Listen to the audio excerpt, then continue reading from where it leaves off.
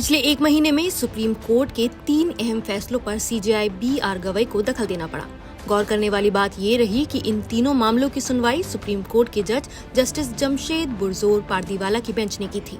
इनमें दिल्ली एनसीआर से आवारा कुत्तों को शेल्टर होम भेजने का निर्देश, इलाहाबाद हाई कोर्ट के जज को आपराधिक मामलों की सुनवाई से हटाने का आदेश और हिमाचल प्रदेश से जुड़े पर्यावरणीय संकट पर टिप्पणी शामिल है।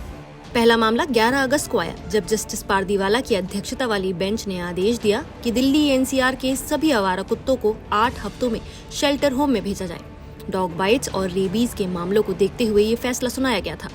इस आदेश का देश भर में विरोध हुआ, जिसके बाद 13 अगस्त को सीजेआई गवई ने मामला 3 जजों की बेंच को सौंप दिया।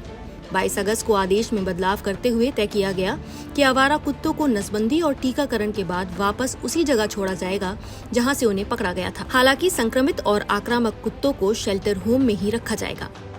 दूसरा मामला 4 अगस्त को सामने आया था, जब जस्टिस पारदीवाला और जस्टिस आर महादेवन की बेंच ने इलाहाबाद हाई कोर्ट के जज प्रशांत कुमार को आपराधिक मामलों की सुनवाई से हटाने का आदेश दिया। बेंच ने कहा था कि प्रशांत कुमार के आदेश न्याय व्यवस्था का मजाक बनाते हैं और उन्हें रिटायरमेंट तक क्रिमिनल मामलों की जिम्मेदारी नहीं दी जानी चाहिए। इस टिप्पणी पर विवाद बढ़ा और 8 अगस्त को सीजेआई बी.आर. गवई के हस्तक्षेप के बाद जस्टिस पारदीवाला ने ये टिप्पणी हटाई। उन्होंने स्पष्ट किया कि उनका मकसद किसी जज को शर्मिंदा करना नहीं था। तीसरा मामला 28 जुलाई का है, जब जस्टिस पारदीवाला और जस्टिस महादेवन की बेंच ने हिमाचल प्रदेश में पर्यावरणीय असंतुलन पर चिंता जताई। उन्होंने कहा कि अगर हालात नहीं सुधरे तो हिमाचल प्रदेश एक दिन नक्शे से गायब हो सकता है। बेंच ने ये भी कहा कि राजस्व कमाने के लिए पर्यावरण और पारिस्थितिकी की अनदेखी नहीं की जा सकती। इस मामले को भी बाद में 3 जजों की बेंच को सौंप दिया गया। इसी बीच जस्टिस जे.बी. पारदीवाला का बैकग्राउंड भी खासा चर्चा में रहता है।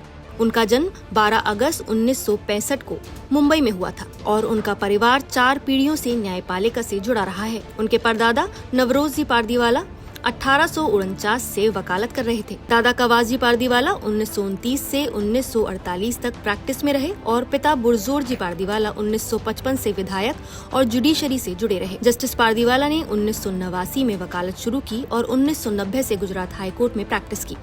फरवरी 2011 में वो एडिशनल जज बने और 2013 में स्थायी जज। 9 मई 2022 को उन्हें सुप्रीम कोर्ट का जज नियुक्त किया गया और मई 2028 में वो चीफ जस्टिस ऑफ इंडिया बनेंगे और 11 अगस्त 2030 तक इस पद पर बने रहेंगे।